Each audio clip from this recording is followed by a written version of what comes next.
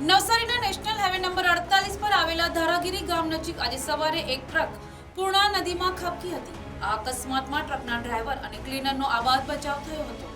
તેમને સામાન્ય ઈજાઓ થતા સારવાર અર્થે હોસ્પિટલ ખસેડવામાં આવ્યા છે। આ ઘટના સવારે આશરે 7 વાગે અમદાવાદથી મુંબઈ જતા રૂટ પર બની હતી। ટ્રક ચાલકે વાહન પરથી કાબુ ગુમાવતા કન્ટેનર સર્વિસ રોડ પરથી સીધું પૂર્ણા નદીમાં ગરકાવ થઈ ગયું હતું। અકસ્માતની જાણ થતાં જ ધારાગીરી ગામના સ્થાનિક લોકો ઘટના સ્થળે પહોંચ્યા હતા અને તાત્કાલિક ડ્રાઈવરને ટ્રકમાંથી બહાર કાઢ્યો હતો। ત્યારબાદ નવસારી ફાયર વિભાગની ટીમ પણ ઘટના સ્થળે પહોંચી હતી અને ડ્રાઈવર તેમજ ક્લીનરને સુરક્ષિત બહાર કાઢ્યા હતા।